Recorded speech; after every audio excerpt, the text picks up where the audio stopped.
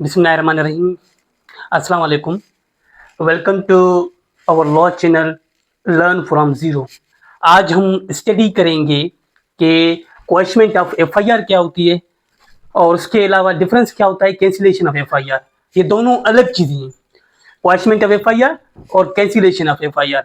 अब इस सीरीज पे इस पर्टिकुलर लेक्चर जो है टॉपिक पर 3 लेक्चर्स होंगे और पहले जो 2 लेक्चर होंगे वो क्वॉशमेंट ऑफ एफआईआर पे होंगे, आखिरी जो लेक्चर होगा वो कैंसिलेशन ऑफ एफआईआर। उसके अलावा इन दोनों में फर्क क्या है, ठीक है।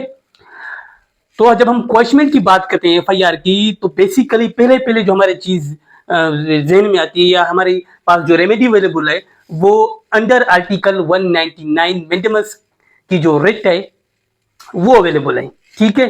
और वो तभी अवेलेबल है जब चालान सबमिट पुलिस ने नहीं जो है किया हो, चाहे वो चालान फाइनल चालान हो या फिर जो है इंटेरिम हो, ठीक है।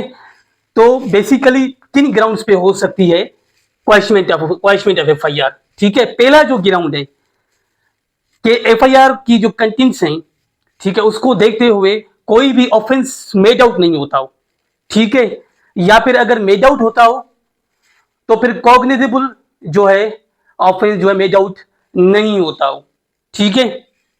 अगर जो है कॉग्निजेबल ऑफेंस जो है मेड आउट नहीं होता, उसके अलावा जो है कौन सा है एफआईआर जो है वो फॉल्स हो, झूठी एफआईआर हो, या फिर जो है इनकलरेबल एक्सरसाइज ऑफ पावर, ठीक है।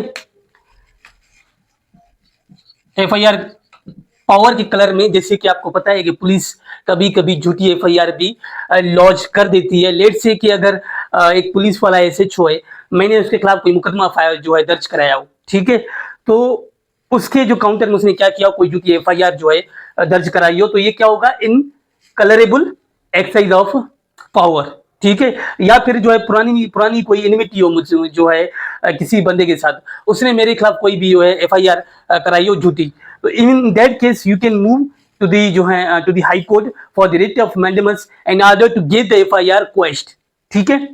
उसके अलावा जो है when such FIR is abuse of process of law, जब जो है एफआईआर जो है abuse of process of law amount करती हो, क्या, abuse of process of law. Let's say कि जो है एक टैक्सेशन अथॉरिटी है, ठीक है, अब उसके पास क्या नहीं है, ये तरह नहीं है कि मेरे खिलाफ वो एफआईआर करवाए किस बुनियाद पे कि जो है मैंने कोई टैक्स खाई है, हालांकि या टैक्स जो है चोरी की है, हालांकि जो जो टैक्स है वो लगाना चाह रही है मुझ पे, वो मुझ पे बनती नहीं है क्योंकि उस टैक्स के जिम्मे में मैं आता ही नहीं।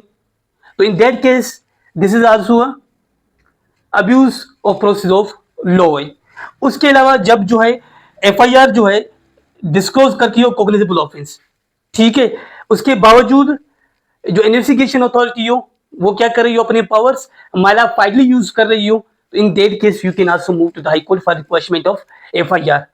उसके अलावा जो है मल्टीपल एफआईआर हो सेम जो है सेम इंसिडेंट के ऊपर, तो इन दैट केस जो है आप जो है हाई कोर्ट के पास जा सकते हैं और जो है एफआईआर क्या करवा सकते हैं, क्वेश करवा सकते हैं।